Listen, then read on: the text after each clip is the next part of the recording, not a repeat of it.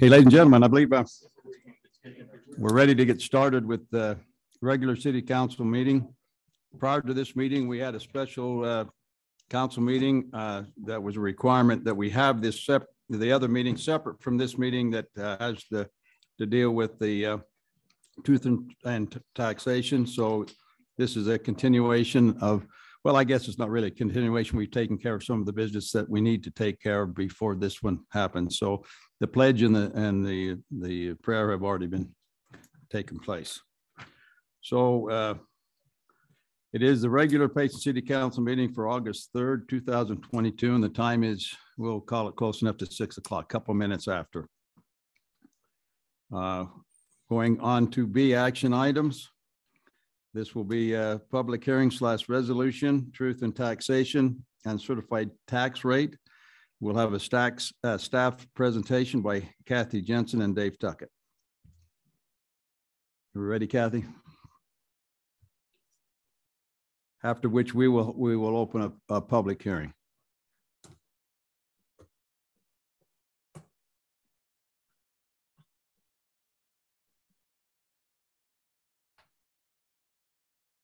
Okay, can you hear me all right? Right here. Okay, Dave and I talked. We thought it might be best just to go through the whole presentation. Hopefully that'll answer some questions. And hopefully we'll hit the high points here. First of all, in the, yeah, I am. Oh, it's not sharing. Sorry. I hit share. Thank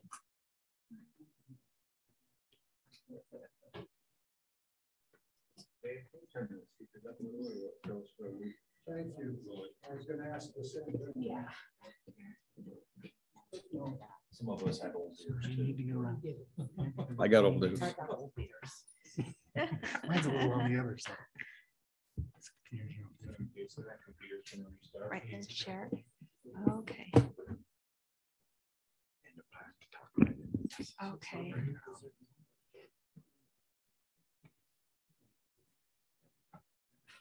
Okay, one more time. So the first thing we want to present is the truth in taxation. What we're proposing is to keep the tax rate steady from last year. And we've done this for several years now.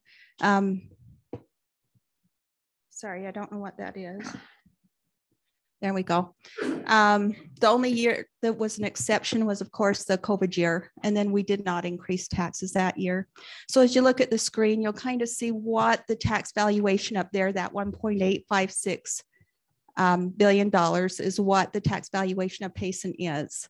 What we're proposing is a tax rate of 0.001193. That'll give us a budgeted value of $2.2 million. If we do not increase the tax rate, the auditor, the county auditor CTR was 0.000929, and that would be about $490,000 less than what we're proposing right now. One thing we want to point out that people often miss is that Payson City's portion of the certified tax rate is only about 12% of the total taxes that you're going to pay in property taxes. If we add up Utah counties, it's almost 8%. You can see the Utah Valley Conservancy is 4%, and Nebo School District is about 76% of the taxes assessed. Now, just to give a little background on the taxes, the city is guaranteed only the same revenue as we had last year. So as valuations go up in the city, the tax revenue is spread over a wider base. That means the certified tax rate goes down. So that's kind of why your certified tax rate went down so far, is because your valuations went up. Unfortunately, because we're only guaranteed the same revenue, we have increasing costs just like everybody else. And that's the main reason we're proposing a certified tax increase. And when you say certified tax increase, keeping it the same rate of last year, and the only reason that's an increase is county drops that rate. Right. Okay. Right. Okay, I'm going to go ahead and cover the budget right now, and maybe that'll answer some questions also. Did you have any comments?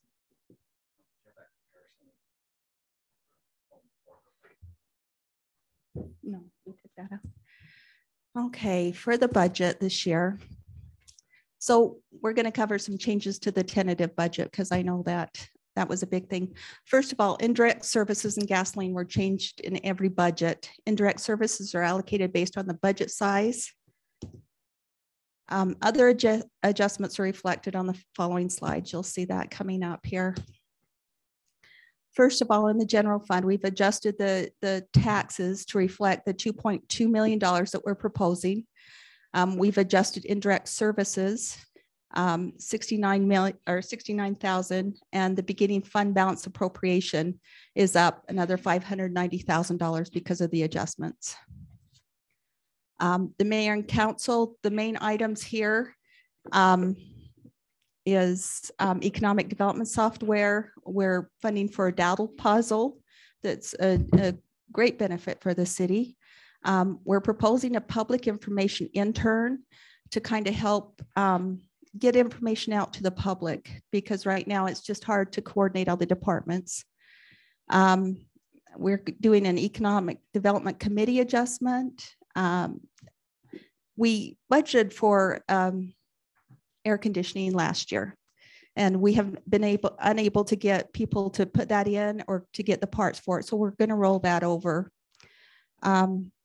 We have a little bit of additional amount for a conflict attorney. The police have a camera that they were unable to purchase last year. We're going to roll that over.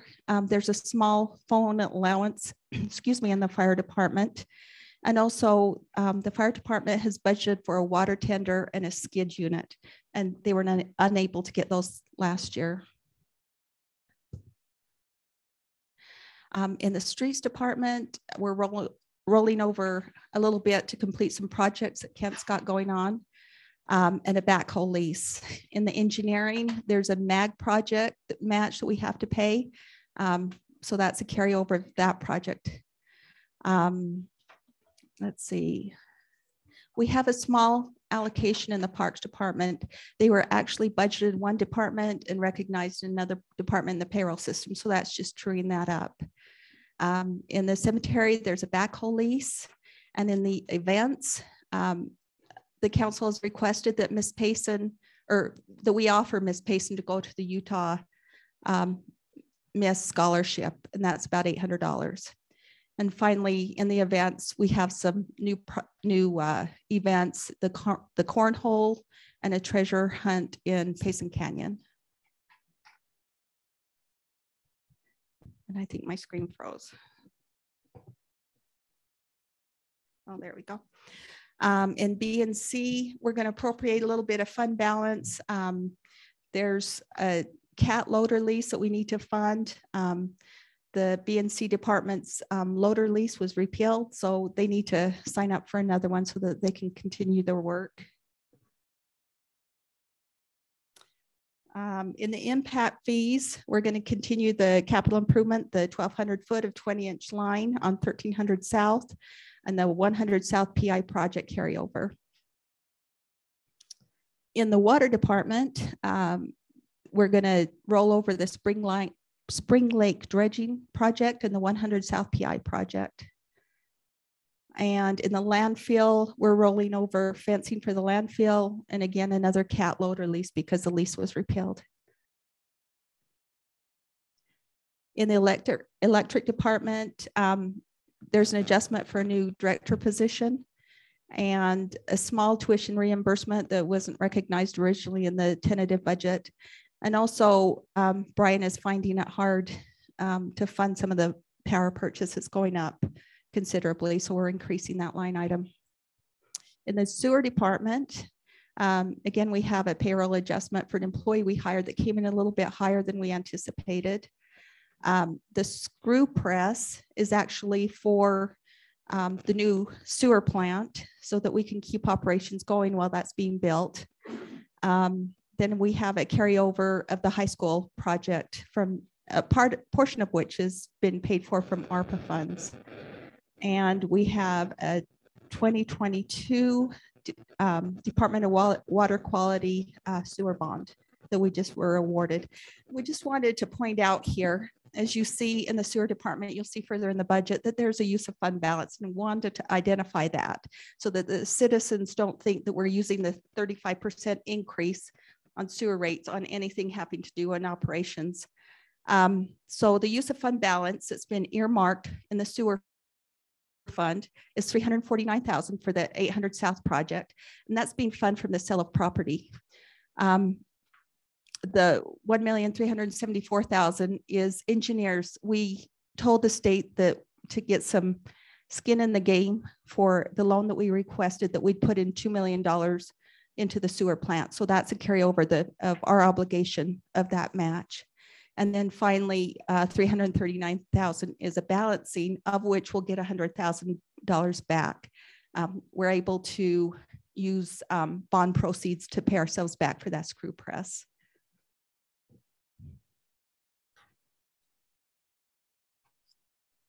Okay, and the golf course, a carryover project is the building exterior there.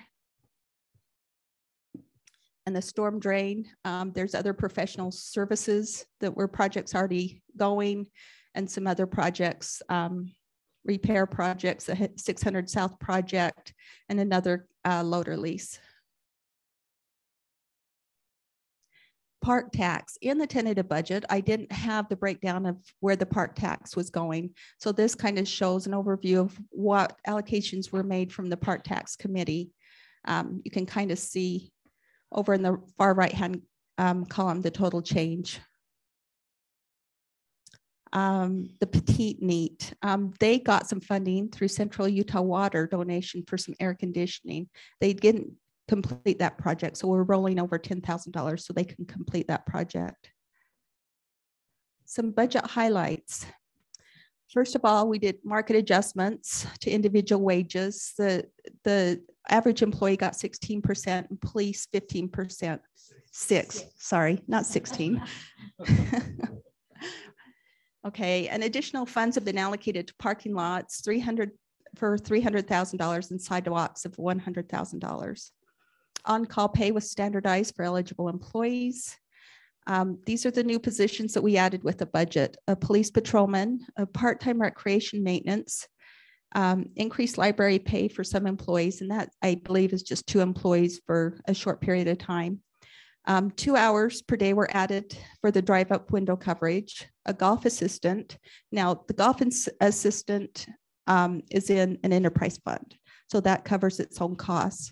The fire marshal is in the general fund, and an inspector and plans examiner. Indirect services. So indirect services are basically overhead allocations that cover services for the various funds. One that's common for a lot of departments is vehicle maintenance and information technology. Those go to internal service funds. There's also an allocation to the general fund for services performed by the general fund, such as attorney fees, payroll, things like that. And this is mainly charged to the enterprise funds. In theory, in governmental accounting, an enterprise fund is a self-sustaining entity, so it's looked at as a separate business. So if these businesses had to go out and hire these services, it would be actually much more, but this is taking the place of that. So it's an allocation for the services that they'd otherwise have to hire somewhere else. Transfers. We have traditionally transferred 9% of revenue over to the general fund to help support the government. You'll notice that there's a transfer from the water fund of $447,000 and a transfer from the general fund to the water fund. The first transfer is the 9% revenue. The second transfer from the general fund to water is actually paying for the 4-bay bond that probably doesn't belong in the water fund, but we wanted to keep the accounting straight on that and show the difference. General fund. Okay, we're proposing the certified tax rate remains stable through the truth and taxation hearing. The new positions, as we pointed out, was police patrol, fire marshal, part-time recreation maintenance, an inspector and plans examiner, and increased wages for some positions. And of course, the 2 hours per day added for the window coverage. The total general fund balance is 22,560,626. And here's the offset to the departments that comprise the general funds. Just want to point out that in addition to the Fund 10, that is the general government, in the general fund, we also roll in B&C road funds, the historic fund, CDBG, Petite Neat, Salmon Supper, and Payson Community Theater. So there's your $22 million fund. In the water fund, they have priority projects for the water as a fire hydrant repair and broken additional valves. Well 2 project is funded through the ARPA funds. That's American Rescue Plan. 1300 South Nebo loop rope to the Canyon Road is 1,200 foot of 20-inch pipe, and that's financed through the impact fees. Spring Lake pumps funded through the water bonds, and we carried over the 100 South PI project to upsize 4,300 feet of pipe to the eastern area of the upper pressure zone. And we carried over the Spring Lake dredging project. The total fund balance of the water fund is $8,348,000. And here's a breakdown of the expenditures for that. And water impact fees also get rolled into the water fund, and that's a little over $1 million for the water impact fees. The solid waste fund, fencing for the landfill. Just a reminder that we're not getting gravel royalties. We have an agreement with Kenny Sang, and Kenny's going to put in some upgraded scales. So there's kind of a trade-off. It's kind of a private-public partnership going on there for a minute. And they've asked for a link belt through the Internal Revenue loan. The total fund expenses and revenue is 3.7, almost $3.8 million. Kathy, can you go back? Oh, you bet. We're paying for the, go back one more. Okay, through the revolving loan, the our internal revolving. Okay, Right. Okay, I misunderstood that. Sorry, I should have made that clear. Okay. Electric power. So in the electric power fund, we purchased electricity for $8.8 million, and that just is skyrocketing. It's going very high. The golf course line is $650,000. The property for a substation is $200,000. $600,000 was funded for reserve funding for Strawberry Line SCSD buyout. And here's the electric fund. It's $17,496,000. And power impact fees are also rolled into the power fund for $777,000. And the sewer fund. Now this is an interesting one, and I think this is one that's causing us a little heartache. Just want to point out that Utah State Department of Water Quality has given Payson City until 2024 to upgrade the sewer plant to reduce mineral deposits introduced into Utah Lake. Initial estimated cost of the new plant is about $55 million. The city has received a loan from the state for $13.5 million. And that's one of the adjustments we've made, is to add that interest payment with a $1 million grant. Additional funds for the plant will come through bonding on the open market. This year, we implemented a 35% rate increase to begin accruing funds for bond coverage, and we will implement any additional required rate increases to cover bonds in subsequent years. We have added initial estimates of debt service requirements in the budget. Actual debt service may have to be trued up at a later date. And just a couple comments on this one. This is an unfunded mandate from the state. So we are required to do this. This is not something that we want to do. And we're kind of caught in the economy right now. You'll see the initial debt service estimates we put in there were based on 2.55%. And that was before the tentative budget, but that's the best estimate our bond agents could give us. And we know that interest rates are much higher now as our costs. So we're kind of holding on to see where that's going to go. In the sewer fund, it's $8.75 million fund. You'll see, let's see, the sewer plant upgrade of $300,000 is one that we're going to use. We have a $2.5 million bond due in 2024. So we're trying to pay that down in advance so that we're not stacking up bonds. The debt service that we estimated right now is $2.3 million. Now that includes one small bond that we have outstanding right now and an estimate on the new bond. The reason we wanted to separate that out and show it, even though we don't have firm numbers, is we wanted the citizens to see that this 35% increase is going to the debt service. We're not trying to use it for any other purpose. It's not to balance the current fund at all.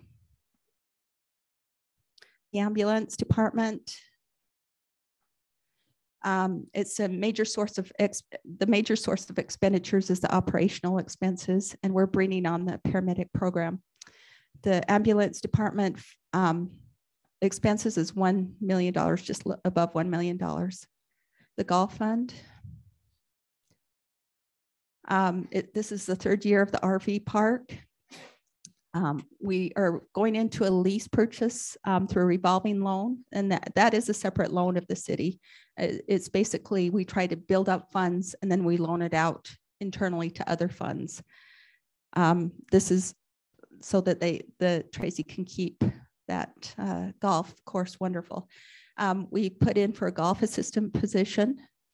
We put in $15,000 for pass pavilions and fencing.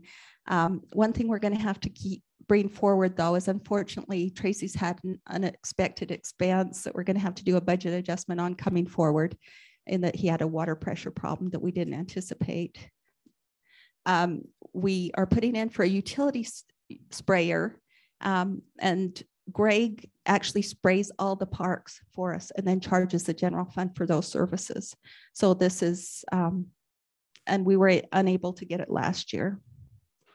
So the golf fund is $1.6 million. And there's the expenditures on that.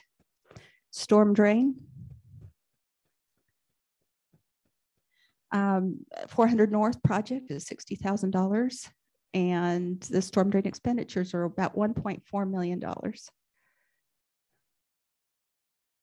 Special revenue funds, capital, revolving loan, and perpetual care. So these are special revenue funds. And the purpose of special revenues is they essentially support themselves. They don't have to have revenue strictly for the special revenue fund, but they don't fall into the categories of governmental fund or enterprise fund. They're kind of their own unique area. We put $8.4 million into a downtown project. We got a $5 million grant to do that. And then we're putting $3.4 million from general fund into fund balance. We received ARPA funds, and with those funds, we're doing the sewer by the high school and well number 2. And here is the capital fund, the revolving loan, and the perpetual care fund. These are our special revenue funds. And just so you know that I had to make an adjustment last night, and I just wanted you to be aware. Originally, we had kept in the $800,000 for the sewer project, but we're pretty much through with the capital funds expenditure of that. The rest is going to come out of the sewer fund. Internal service funds. Now, these are the funds that I pointed out before that all the departments pay into to support, to get services. And we have 2: vehicle maintenance and IT. Vehicle maintenance is $416,000 and IT is $599,000. And that's my presentation. If you have any questions, be happy to answer it. One thing I'd like to just revisit too is with regards to keeping the tax rate stable for the county tax, the property tax, and what we're proposing as truth in taxation too is that we keep that stable for the percentage that we get from the county. Is that right? It doesn't affect the whole county property tax. It just affects the portion that we get. Payson cities, Yeah, right, Payson cities, right, like the 12% you mentioned. right. And the other entities, I know Nebo School District, Utah County, and the Central Utah are having their own public hearings and raising their own taxes. We're just talking about our 12%. Right. So we're not raising the percentage we're charging. If somebody's taxes go up, it's because the value of their home has increased, not our taxes have increased, correct? We're not raising that rate. Yeah, we're not. We're just keeping, yeah. Okay. Mhm. Just keeping it stable. We're keeping it steady, Sure. right? So Mayor and Council, most of the stuff that Kathy went over for those projects or rollovers that, as you've heard over the last year and a half, there's labor shortage, can't get workers, supply chain. You go upstairs, those that have their office upstairs, there's no air conditioning. And we budgeted for it last budget year. We can't get the parts, we can't get the equipment. And so we find that in every project we're doing, it seems to be pushed out. So that's why we've had to roll over. But those funds that the council previously appropriated for those projects, they fall to fund balance. So it's not like we're getting new money for these projects that we're just rolling them over so that we can finish those projects this year. That's where most of the changes from the tentative budget to this proposed final budget. Council, we've heard the staff presentation. I would accept a motion to open a public hearing. What's that for all three items? Okay. Mayor, I'll make that all motion, three but items. before I do, Okay. I just wanted to thank Kathy for the time. I know the hours that you put in this. I don't know what time I got this email, but I opened it up about 5:30 this morning and it was refreshed and updated. So thank you. Thank you. I knew this was coming tonight and sleepless night. So I'll make a motion that we open the truth in taxation and certified tax rate for the enterprise fund. Let's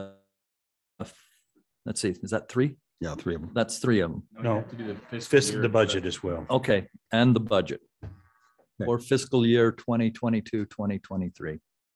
Okay, I have a motion. Is there a second? I'll second. Okay, we have a motion and there's been a second. Roll call vote starting with Council Christensen, Yes. Council Beecher, Yes. Council Carter, Yes. Council Prosgard. Yes. And Council Hyatt. Yes. Motion carries unanimous. Okay, I'll open a public hearing, ladies and gentlemen. There are some instructions that go along with that. Please step to the mic if you wish to speak to the council and to the general public here. State your name and speak clearly. Please limit your comments to 3 minutes or less, understanding that you may have a lot to say, but we in the interest of time would like to limit those time that you speak. Also, just tell us whether you agree or disagree with the previous comments that we just heard from Kathy, our financial director, and state new information, and please don't repeat the old information. So we'll go ahead and open this public hearing to you folks here or anybody that's on the online. Looks like you're up, Ed.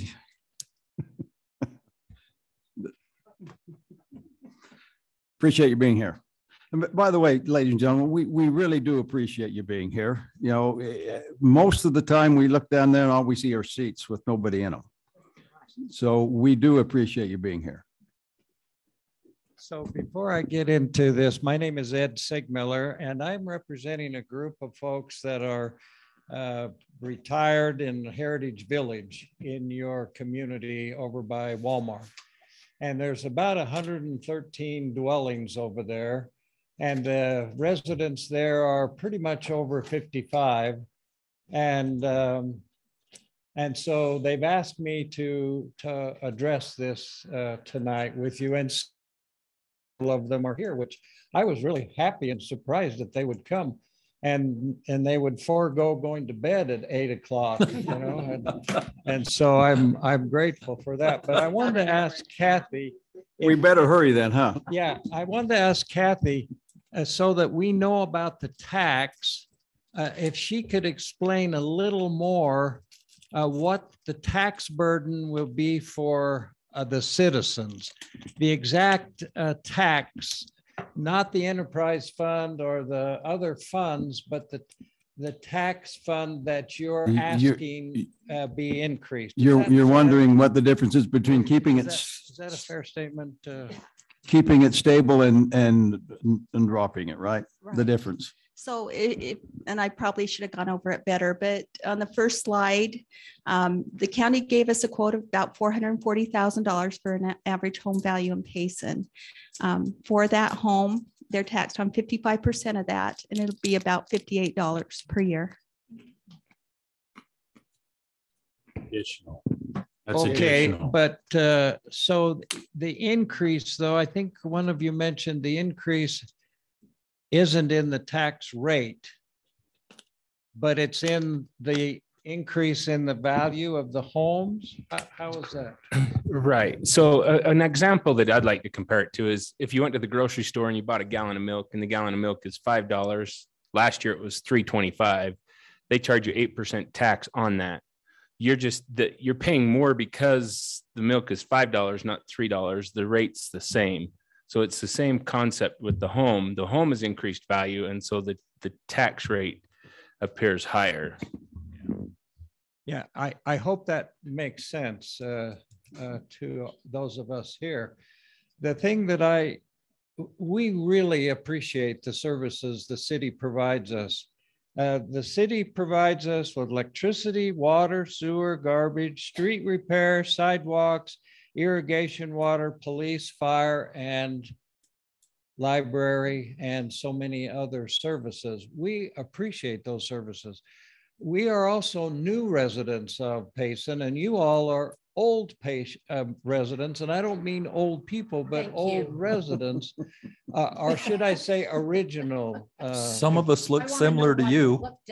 But they're all over 55, but myself, I want you to know. New residents of Payson, and so we recognize that we've added a lot to the community as well, but the majority of our people, we do have some lawyers, some doctors, some radio announcers, mothers. We have air traffic controllers. We have aviators. We have military. We have government workers, and we have all kinds of people that have retired and have moved here, and they're very happy with the community. And the fellow who does the garbage for us out there, he is so pleasant and he accommodates us. And the people that did the overlay on the streets, we were very grateful for the way they handled that. And so that's not why we're here to do a battle. What we're here for is to say these people are on a fixed income. These people, I was talking to one couple yesterday, and they have $2,000 a month that they are able to live on, all their expenses. And I think that's probably true throughout the community. And so these increases that are coming, a lot of them are unexpected, but we understand the demands on the community, and you do have to redo that sewer system. Yeah. And I hope you're using a lot of AI on that new plant, which should reduce the number of people that have to operate that plant because they have some incredible things today that you can do. So we're grateful that you don't put off the needed maintenance that the community needs. One of the problems with state government and federal government is that you can't come to this meeting and voice our opinions and be heard. But here in Payson, we can. But what I'm getting to is that being grateful for these things, also, there's probably going to have to be thought made by you about what to do with senior citizens. And you are senior citizens, most of you yourself. So what to do with yourselves is a critical issue. And I want to propose to you that, is it possible to include a provision in the tax rate resolution for a Payson senior citizen exemption? Now, what's that mean? In some places, they use homestead exemptions. You know about homestead exemptions. In other places, they use senior citizen property tax exemptions. And in other places, the one thing I wrote here was that some municipalities opt to offer the exemptions to set an income limit, or offer a sliding scale, or do something like a 50%, or in some places, they have enough money that they let them be exempt completely, but at least a sliding scale or an exemption of some sort to give them the benefit. And I read an article in the newspaper about a couple in Midway years ago, and then prices went sky high. And then all of a sudden, with that increase, their property taxes from 2019 to 2021 went up 70%. And our concern is that these increases are inevitably going to go up. They're not going to go down. And we still got to provide services, but with the senior citizens, this couple said, you know, we can't afford it anymore, and we'll probably have to move out. And, you know, those are catch-22s. But my conclusion with my 3 minutes is, to you, a little more than 3, but that's City okay. Council, it's only 2 minutes and 50 minutes. Would you discuss and place in this tax resolution a tax relief program, a relief for senior citizens of Payson City, so that they may see a minor to a significant reduction in their local property tax? You have the option to offer that exemption, I think. Actually, we don't. Thank you. Thank you, Ed. Appreciate you very much. You know, I think as a result of the presentation, much of the county tax we do not have control over. And as I met with Ed and some of the people at his home, explained that there are some options with the county abatement and different things that can be addressed there too. So that we had a good conversation. Go ahead. Brian Hewlett. I'm just going to address a little bit what Ed was talking about. There is a called a circuit breaker that the state has for people with lower income. So there is something out there for that. And I've got the website here, and I'll give this to Kim that she can. Brian, there are only 8% of the Utah County residents know about it. Right. And that's what I'm saying. So I'll give it to Kim. Maybe we can get on our website. And then I'd like to see somebody in the city be trained to know a little bit about that.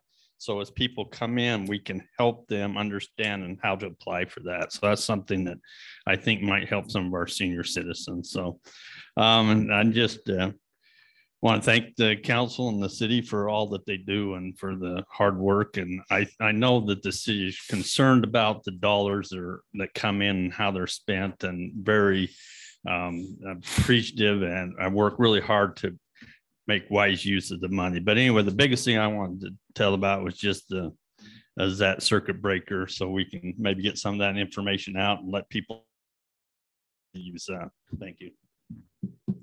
David. I don't want to misrepresent. I want the citizenry to know everything that is being proposed here. We just, the property tax that Utah County has adjusted we chose not to adjust it at all. And that's $58 a month to the normal household. Could you address That's a year. a year? A year. It's only Okay, yeah. $58. Sorry, a more year. for a year. I think what I think the rest of the citizenry who's here tonight that doesn't know is we're talking about the sewer plant, the percentage increase that we as a city are raising that and our water rates, and why. Is that fair to mean? I'd like them to know why we're doing that. Yeah, as far as the truth and taxation hearing, which the hearing tonight, that's what the council's deciding. And that is, we can look at what Ed brought up. I don't think the city has the ability to create exemptions. Those are created by the state or the county. The county. And I that's where just you looked it up and that's what it says. Yeah, you can go to the county, but I don't think the city can do that because the tax we're dealing, that slide that you saw, we're dealing with 12% of the overall county tax. And but I don't know about what Brian brought up. We can look at that as far as that program that the state has created. So if you did an exemption, would the county penalize you? I just don't think we could because the county assesses the property tax and we're just that portion of it. And so I don't think they allow, like the city want to do this exemption and the school district wants to do this exemption. I think they govern how the property taxes. Are you talking about that circuit breaker that with the county?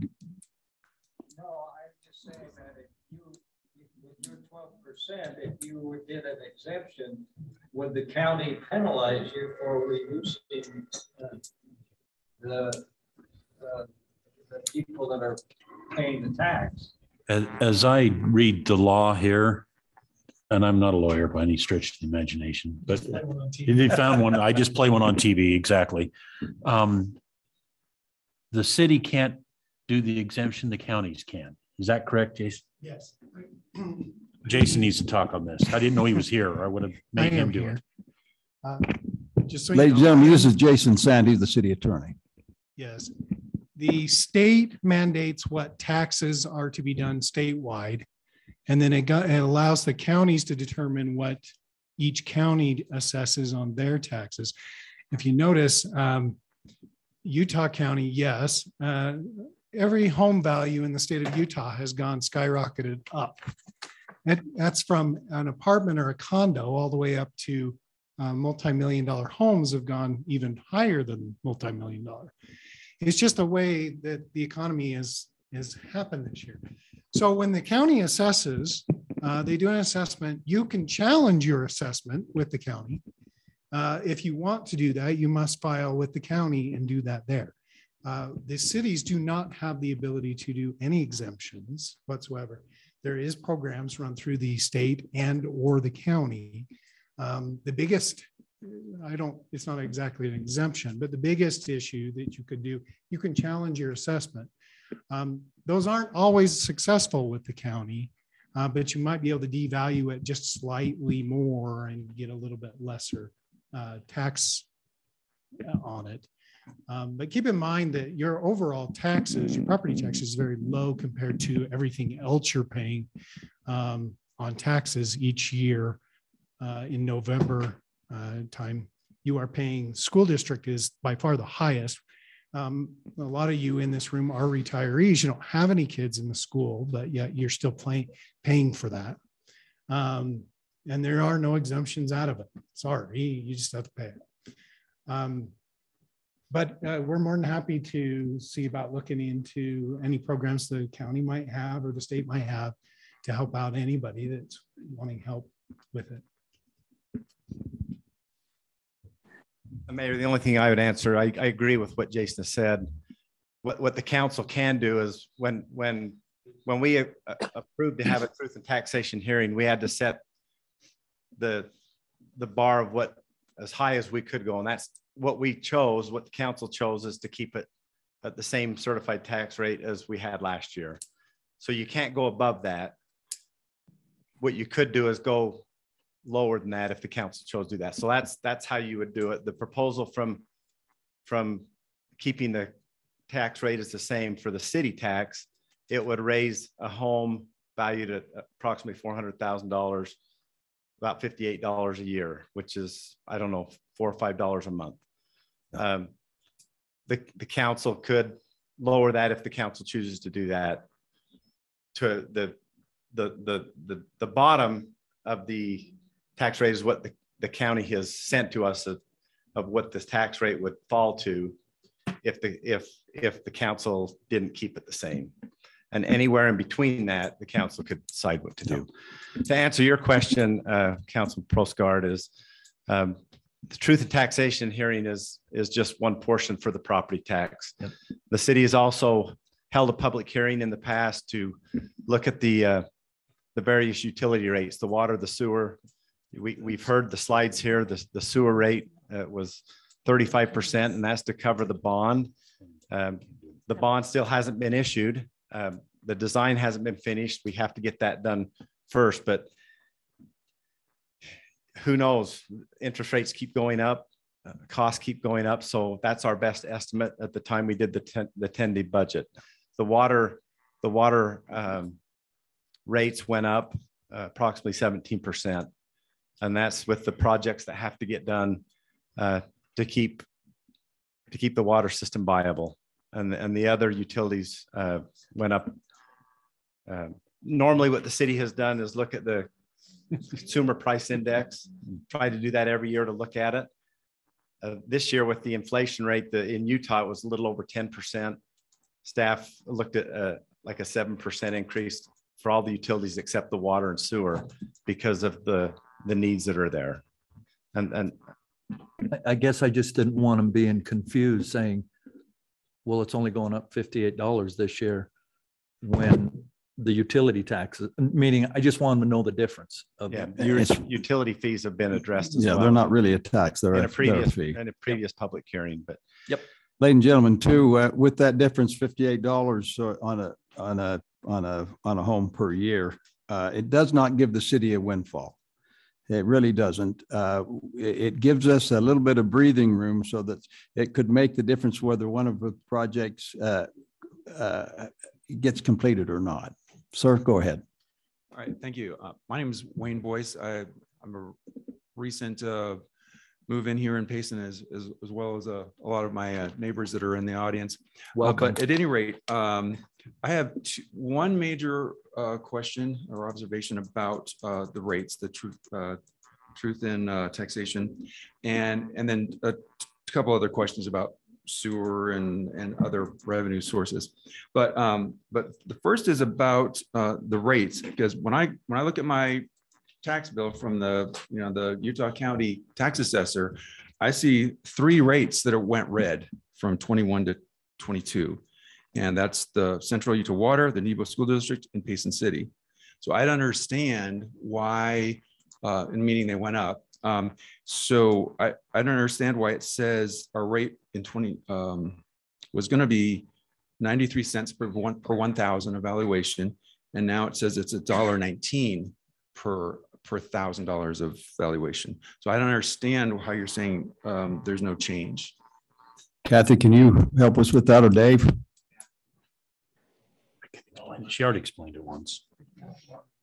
No, I don't think what we're saying is that we didn't change the certified tax rate last year. Was the 1193. Yeah. Yeah, the certified tax rate a year ago is what we're proposing, 0.001193. 93, is that what it was? Yep. That's what the certified tax rate for all people in Payson City was last year. We are proposing to hold that certified tax rate the same. Right. It does that does mean a tax increase, because what the county does is they look at the valuation of all the property, and if the property values go up, then what the county does, they lower the certified tax rate to a lower number so that it's revenue neutral. And so that's the difference. By keeping it the same rate as last year, it is a tax increase, but it's because of the value of the homes that have gone up. The certified tax rate's not changing, but the value of the homes have gone up. And so it does constitute a tax increase. It's only an increase because the county reduces there for their own justifications. So yeah, those three entities are ones that are proposing a tax. I don't know what the other two, if they're keeping it the same or they're proposing a higher tax rate, but as far as Payson City goes, we just kept it the same as last year, but because of the values of the home, it does cause a tax increase. So I don't think that on his sheet shows a number, but it's not the number that you're proposing. Yes, it is. Did we actually, if I recall correctly, we usually aim high because they do this backwards and the county drives me crazy because they'll come in and they say, we need to know right now what you're going to raise the taxes to and whether or not you're going to do a truth and taxation hearing in August. And then after we tell them whether or not we're going to, then they decide whether or not they're going to adjust our taxes. So we have to determine before do. And so it's kind of done backwards. And so sometimes we'll shoot high in case they roll it way back because of growth. We have to kind of account for the growth in the city. As the new houses come in, they lower all the taxes so that we only get the same amount of money, regardless of the number of dwellings we have. So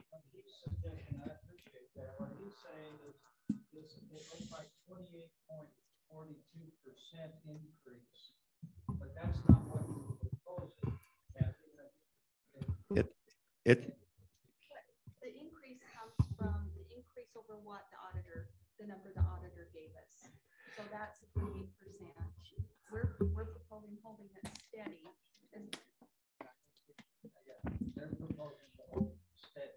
yeah, well, I think we did. I think we voted to raise it, and we're deciding not to raise it. We're just moving it forward at the same level. So it's misinformation to the public is part of the problem.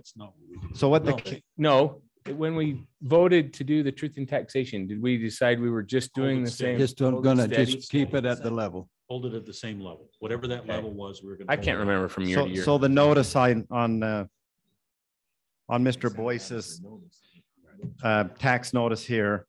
So what the county is proposing, so the county said that the certified tax rate for Payson would be 0.00929.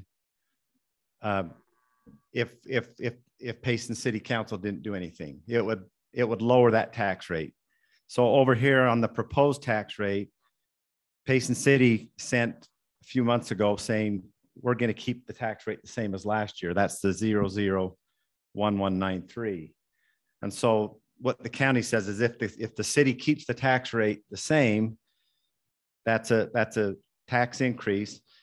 And I'm not sure what for your value, it's if Payson City increases or keeps that tax rate the same, in your taxes, it would be $331.36 a year instead of the $258.03 a year. And I'm not sure what the value of the home is. When we sent out a thing of $58, we chose an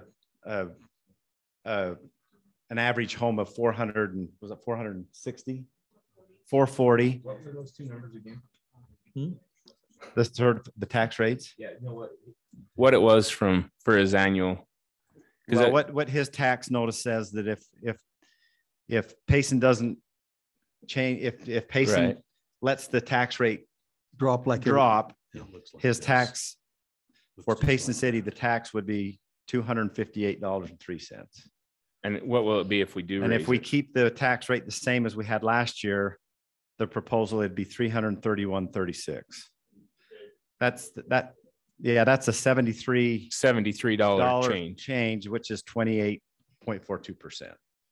So it varies from house to house. It depends on the value of the house. Right. Depends on the value of the house. But it's approximately 28% because of the values of increase. Right. I just wanted to see how close it was to the $58 we were actually saying, which is within $15. So your house is worth probably $535 to $575. But based on, that, so that's why that number looks a little higher than what we're saying. Then your other two questions, sir. It's $500,000. The other two you have. Yeah, I think I've got 2 minutes left? Oh, you're fine. You're fine. Although the first question sure used a few minutes. All right, so I think that pretty well answers it, but I think I'm going to complain to the county about how confusing their rates are. I mean, their notices are, because you're saying you're keeping your rate the same and they're saying you're raising it. Yeah. So, Yeah. so anyway, Yeah. so the second question is about the sewer. And I think Kathy's presentation emphasized the state's role in mandating a 2024 deadline. But I believe that's actually being forced on the state by a federal mandate. Yes. So Correct. so I just wanted to ask if your staff has investigated any possible revenue from the federal government side coming down from the bipartisan infrastructure bill. I know on the drinking water side, there's like $5 billion over the next 5 years at the 50 states level, of which Utah will be getting probably close to $1 billion that is available for drinking water improvements, especially for disadvantaged, with no matching rate for the disadvantaged. And they are competitive. You have to put in their competitive. The state is the one that distributes those funds once the federal government gives them to the state. There was yesterday, there was some BRIC money that come from the Fed, that will be coming from the federal government. Now it might take a while, but that's another one that we'll pursue. But ultimately, the state is the one that divvies out the money based on,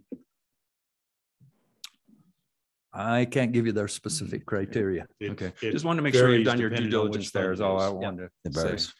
Because I know your presentation showed that you are getting a loan through the state. So. And we've met with the Water Quality Board and all the boards we can possibly apply to get some revenue, some grants from them that either we have to pay back, or a regular grant that they would give us, or some forgiveness for a certain amount percentage of the balance that we would owe a certain percentage. So we have looked at those. And finally, for my wife's suggestion for revenue source is we moved from a community in California that had an excellent premium outlet mall. And so if you can replicate that in the brick and mortar. I didn't catch an excellent what? A premium outlet mall. So yeah. We're pushing just as in the death of brick and mortar age we're in, but we're pushing just as hard as we can. Unfortunately, it relies on housetops too. Yeah. Thank you for your comments. Welcome to Payson too.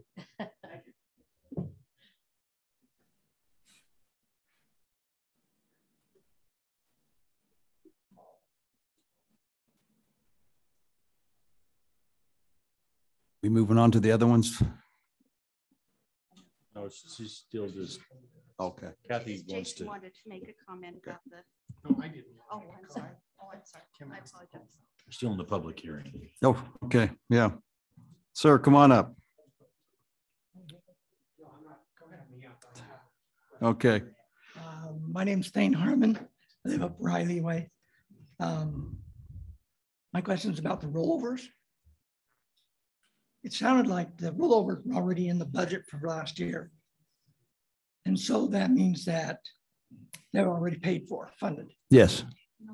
It's money that's already been allocated, isn't it? Says no. Well, then she knows better than I do. Rollover made it sound like you described it. Actually, what the rollover is we had projects in the budget last year that we were unable to complete. So we're rolling that budget amount over to this year. Because we were unable to complete it, those funds fell down into fund balance. So when we roll it over, we're going to use that fund balance that we had allocated for those projects to pay for the new projects. Yes. Yeah. Yes. It's allocated. Yeah, it's already been allocated. And funded. Yes.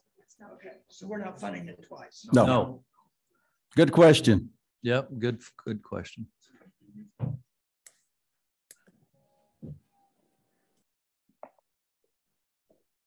My name is Paul Jacobson. I live in Heritage Village.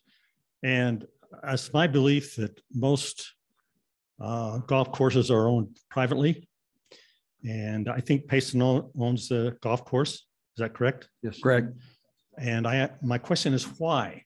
Seems like what we've seen is that it's a big sinkhole that we're spending a lot of money for improvements and for new roads and staff and a lot of expenses for the golf course. And I'm saying, why are we doing that? Why don't we sell off the golf course so that we don't have that burden? I think Kathy can help explain something. It's an enterprise fund, which is supposed to be self-supporting. Kathy, can you help us with that? Exactly right. It is an enterprise fund. So by GFOA, governmental financial requirements, they have to be self-supporting. In fact, they do, well, no, golf doesn't, but it is self-supporting. We, at one time when it was up and running, the general fund supported it a little bit, but we don't even support it at all anymore. And we do have some park stuff that comes into that same category. So it's kind of a little bit tricky to look at. Didn't I see a lot of funds going out to the golf course? You did, but that's all on the accounting of the cities. But there's also the revenues that come in that cover that. We added you've seen that we were in our third year of the RV park this year. And that's a huge revenue producer and continues to grow and bring more money into the golf budget, into the general fund revenue. What does it show on as a revenue? It shows an expense. It shows an expense. I didn't see a revenue in there for the golf course. It was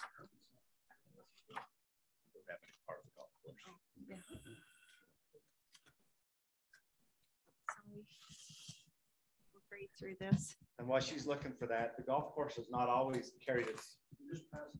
No, it's coming forward. I'm sorry. It's not always carried its weight, but I think since COVID, it's created enough revenue to be self-sustaining. But I think it showed the revenue and the expenses. So in the enterprise funds, all funds that we've shown, and I probably hurried quickly, and if you need to review them, I'm happy to bring them up. We'll show the revenues and the offsetting expenses. So here's the revenues of the golf course. You can see that at one time we did transfer money from the general fund, but we don't do that anymore. They're totally self-sufficient. So the proposed budget for this budget shows that the golf course will bring in 1.653 million. And then the next slide that she showed was not in parentheses down at the bottom is the trick. Right. If it's in parentheses, we're losing money. And then these are the expenses. So the way the proposed budget is, it should be enough to self-sustain itself for the revenue and the expenses. It doesn't look like it is. Well, you got depreciation in there, so that's not cash item. Yeah, worse. But you can see at the bottom, it's $1.6 million in expenditures. And it balances. And $1.6 million in revenues. We are required by law to balance all the enterprise funds.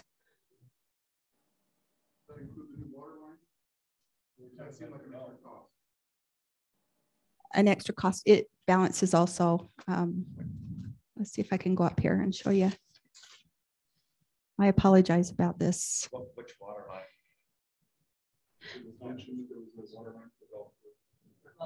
I don't think it's a power. It's a power.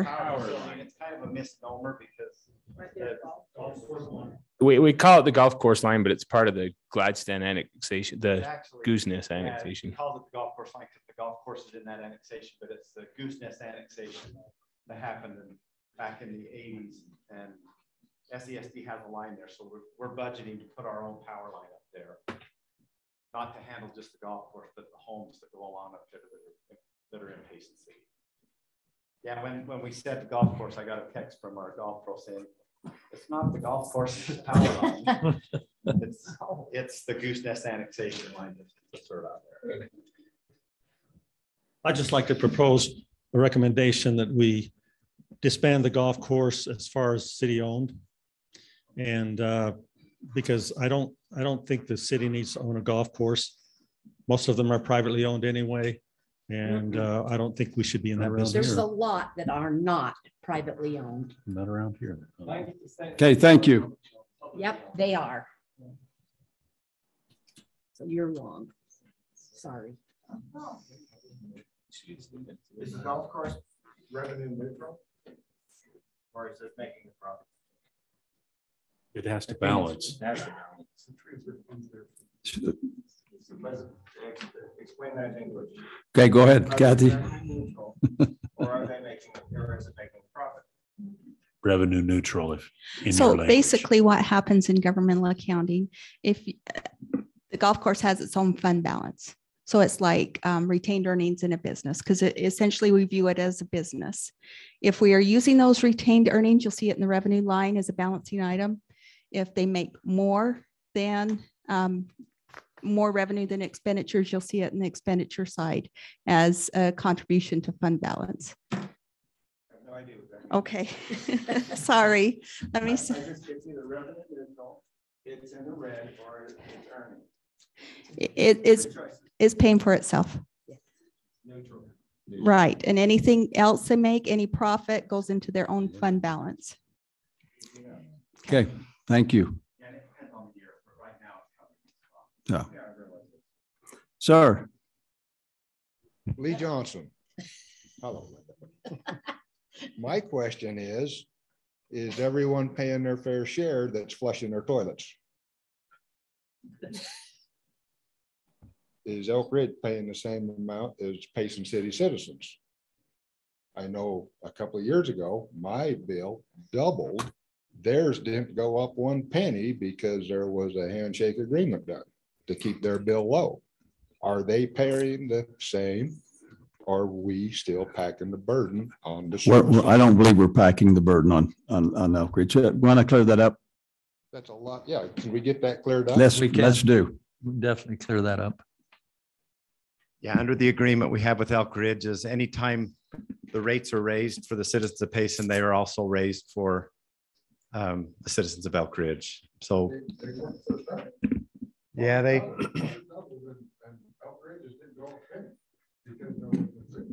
I don't believe that's true, Mr. Johnson, because I live in Elk Ridge, and I'll tell you right now, I'm paying a sewer rate about $30 more than Payson's paying, because they charge extra to do their cleaning. They have to pay our fee plus the other. So I just don't believe that's the case, because my bill's always been a little higher. Sure. Sure. I'm just saying the agreement we have requires that if the council raises the rates for the Payson citizen, it also raises the rates for the. And I've been in discussions with that too. So I know that's the case. I guess I need more sugar. And yes, same with Woodland Hills. Kim, do we have anybody online? Okay. Yeah. I'm gonna make one quick comment about the golf course. When I first got on the city council about 7 years ago, I think the golf course, we were providing a little bit of funding for that.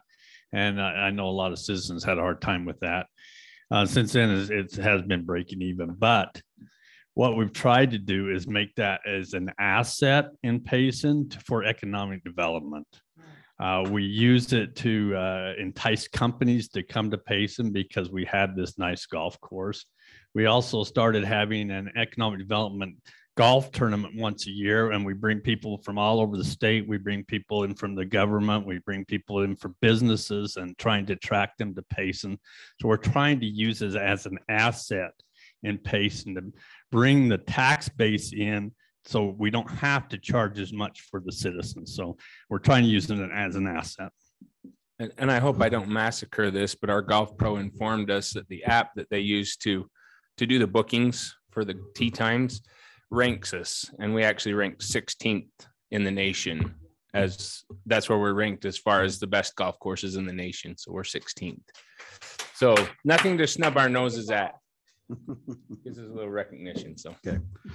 Ladies and gentlemen, is there anyone else that would like to address us? If not, I'm ready to close the public hearing. I move we close the public hearing. Okay. I'll second that motion. Okay, roll call vote, starting with Council Hyatt. Yes. Council Proscard. Yes. Council Carter. Yes. Council Beecher. Yes. Council Christensen. Yes. Motion carries. Ladies and gentlemen, thank you so very much for your involvement. Again, I say, we look down at these red chairs and most of the time we just see the chair. So I must say, I went to the grocery store a couple nights ago with my wife. And I particularly have, for the last, when do we start the budget? April? Started going through the budgets with the superintendents. And it was proposed that each department was well understaffed for the size of city that we're getting. We're growing pretty fast. And so as we met with each individual superintendent for eons of time, we had to cut. We had to make some decisions on who got an employee this year. And if you'll notice, there's not that many employees being added based on the number of citizenry that's moving into town. We're tickled to death that you held our feet to the fire to make sure that we had vetted every possible avenue that we could in not having to raise any other taxes. We felt like that we could make do with the employees and the staff that we had. We are hiring another police officer. If I had it my way, we'd be hiring 3 or 4 more to be able to assist with calls. And I think Chief would applaud that. At some point, we're going to get to the point that we need a full-time fire department. They're running every direction right now. You hear the sirens, and they're not just going to one quadrant of town. I've been a developer my whole life. But even being a developer in Payson, and I've developed in my hometown because I've promoted it since I was 22 years old. I still believe that development has to pay its fair share, that the burden should not be upon the citizens that are already here. We've paid for the sewer once. We've paid for the water lines. We've paid for that. And so we've addressed our impact fees and our other fees that we charge for new construction to offset that, to meet that. I think it should be highly recognized by this council, and I'm one of the newcomers. I've been here now 1.5 years. The rest that are sitting here, besides Kurt. No, I haven't been here that long. No, Kurt, you're a rookie. But he's been on the planning commission, so he's well aware. They've held the line. And when I come on, we were right involved in the budget last year. And I was very pleased to join a bunch that were fiscally and took ownership, because when I went to the grocery store the other night, I observed what people were putting in their carts. It was that point, and I was at that point in the budget. You go to my house right now, you'll see 30 pages of the budget all over the place, and my wife's sick of it. She's a school teacher and she's very organized. I watched what people were putting in their shopping carts. And maybe it was just that night, $2.19 for a can of Campbell's soup that I used to pay 35 cents for. I think I can look at the citizenry of Payson and say we have a council has done everything we can to hold the line with the inflationary costs, not only in staff labor, trying to keep policemen on the job rather than them bolting to the larger cities, to keep it attractive enough that they will stay and be loyal to us. But also in our utility rates, that big increase in the sewer and the 17% in the water, I can look at you and tell you that still is just barely paying the bills that we're having to pay to keep water in your pipes and you being able to flush the toilet. I'm amazed at what it costs to run a city. I was on the city on the council in the early 90s, and we've more than tripled the budget since that time. But we continue to provide the services that are necessary in, I think, probably the most cost-effective way that our city manager can deliver to you. with the budgets that we give him. So with that said, you ready for a You bet. motion? We're ready for a motion. Can I just say all three items? Kim, is that okay? Do we have to do separate? Okay, then I'll make one motion. Okay. And then, no, I'm just going to make one. I would make a motion that we approve the certified tax rate as proposed by Utah County. Is there a second? Is that Is Jason? that what we No, I need? thought we were raising it. No. We're, No. that's not, you didn't. Utah County's proposing as much That it drops. as Okay. it drops. I propose that we approve the tax rate that we have proposed as, I just You want can to say say the that. percentage we're- point. How about if I do it? Go ahead, There you Kurt. go. I move that we keep the tax rate at the same as it was last year. Good. I'll second that. Okay. We have a motion been seconded. This requires a roll call vote, starting with Council Hyatt. Yes. Council Prosgaard. Yes. Council Carter. Yes. Council Beecher. Yes. And Council Christensen. Yes. Then we move on to, and we've already done the public hearing on the enterprise fund transfers. I'll accept a motion for that one. I'll make a motion that we approve the enterprise fund transfers as listed in the data provided this evening. I'll second that one. Okay, we have a motion been seconded, a roll call vote, starting with Council Christensen, Yes. Council Beecher, Yes. Council Carter, Yes. Council Prosgaard. Yes. and Council Hyatt. Yes. Moving on, that carries unanimously. Moving on to number 3, public, well, we've already done the public hearing, fiscal year 2022, 2023 budget. I'll I'll make a accept a motion motion to- for accepting that budget. I'll make a motion that we approve the budget for the fiscal year 2022, 2023. I'll second it. Okay, we have a motion been seconded, roll call vote required. Council Hyatt. Yes. Council Prosgaard, Yes. Council Carter, Yes. Council Beecher, Yes. and Council Christensen. Yes. Motion carries. Thank you. And again, ladies and gentlemen, thank you so very much for being here. It's the only way it should work. And we'll move on to number C, adjournment to redevelopment agency. I'll have a motion for that. I have a motion that we adjourn to the redevelopment agency. I'll second it.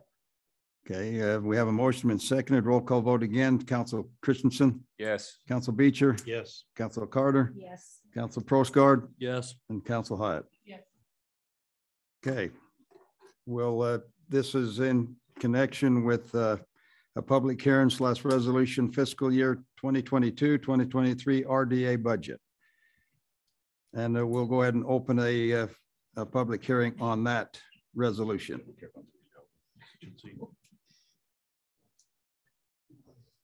Thank you again. Okay, so you'll see here that we have 2 RDAs. We have the redevelopment town program and the redevelopment business park. The town RDA basically pays for the Walgreens incentive agreement, and the business park is this other one. The revenue comes from the cell towers for that one. There's not very much to say about the RDAs. Okay. Sounds good. I think we all know. I can't remember. Dave, how long does our agreement with Walgreens go? What year? Roughly? Just off the top of your head. 20 year or a certain amount of money. Yeah. We're going to hit the 20 years before we ever hit a certain amount of money.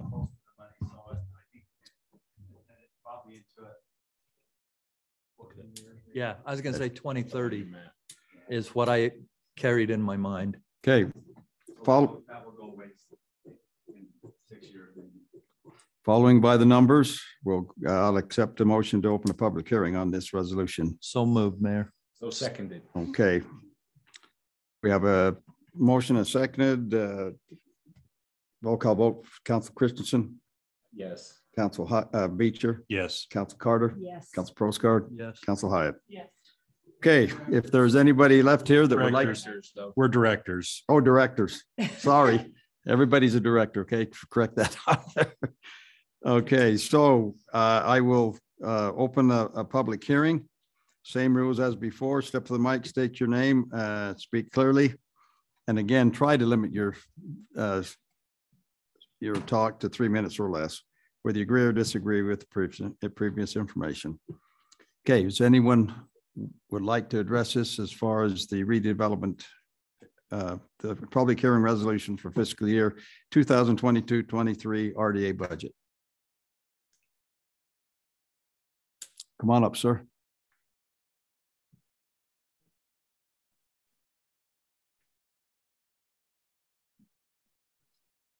Thane Harmon. I don't understand this. Good question. Excuse my voice. Understand this is a Walgreen and a cell tower thing, right? And they're producing revenue, or we're giving them a tax break, or what's happening? I think Dave's going to get ready to explain it to you. Thank you, Thane. So under state law, there's an ability to create what's called a redevelopment agency. In the time that I've been here, last 30 years, I think there have been 2 created. It goes for a period of time. So the one where the cell tower is, we created what's called an EDA. It's under the RDA laws, redevelopment laws, but an EDA is an economic development agency. I think I said that right. But what we did is we created that so that we could put the infrastructure in down at the proposed business park on the west side of town. So when it was approved, they took the tax value or the tax rate when it was created. And then we were able to bond and put the road in and the water and sewer lines and get the property ready to develop. And so then as that property developed, the taxes went up, and for a period of time, the city got to collect all the taxes. None of it went to the county or to the school district.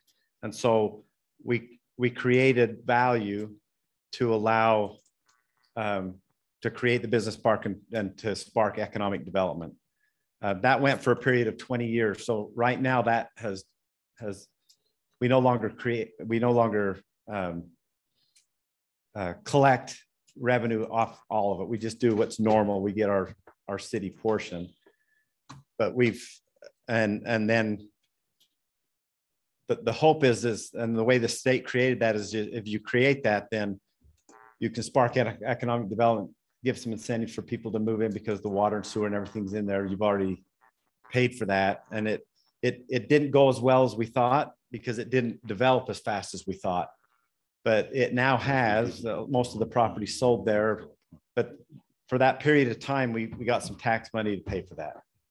And so there are properties in the business park that are still in the name of the redevelopment agency of Payson City. Under state law, when that's created, the council becomes the directors of the agency. They manage that and take care of it. That's why we had to go to a separate hearing, because it's, as a legal entity, it's a different entity than the city council.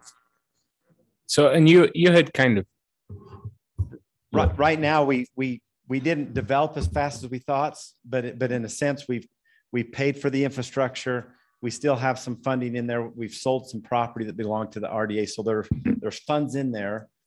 And like was mentioned with Walgreens, that was when they came in and built. That was an incentive. We entered into an agreement with them that we would return some of the sales tax that they generate for a period of time or until they reach a certain amount of money. Well, we get ahead because everything that Walgreens generates, we get 50% of that. So before Walgreens was here, we didn't get anything. So we get 50%. We refund 50% of the taxes back, but they haven't. Yeah, and the Walgreens is in a different location than the business. It was already there, so we didn't provide very little new infrastructure. It's a common practice to get an anchor store, such as Costco. Costco got a certain amount back. Brian's your best guy. Overall, it's a good mechanism. The state has changed the laws over the years. It's much more difficult now to create they don't even call it an RDA anymore. And now they make you go negotiate with the school district. That's because the school district, they don't want to give up all their taxes for 20 years. So now you can go negotiate with them and they'll say, okay, if you've got a good business coming in, we'll give up our taxes for 3 years or 5 years. It's more of a negotiating thing now. The states kind of tighten those rules and said you have to follow those rules now. So we haven't created a new one for several years. Okay. Thank you.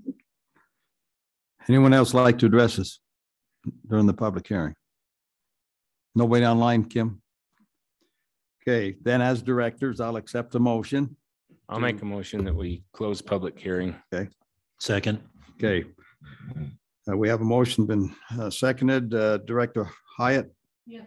Director Prosgaard? Yes. Director Carter? Yes. Director Beecher? Yes. And Director Christensen? Yes. Okay, we're closed. Is there any further discussion on the RDA budget?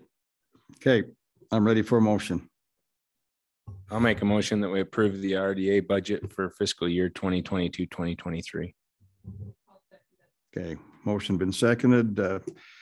Roll call vote required. Director Christensen? Yes. Director Beecher? Yes. Director Carter? Yes. Director Prosgaard? Yes. And Director Hyatt? Yes. Motion carries. Thank you. I move we adjourn from the Development Agency? redevelopment agency. Okay, I'll second that motion. okay. Again, as directors, Director Hyatt? Yes. Director Prosgaard? Yes. Director Carter? Yes. Director Beecher? And Yes. Director Christensen? Yes. Okay, we are adjourned from the redevelopment agency and I'll accept a motion to adjourn from. Is there anything else we got to go over? Motion to adjourn. I'll second it. And none of us will. And we can do this. We can do this not roll call, just all in favor? Yeah. Yes. Thank goodness.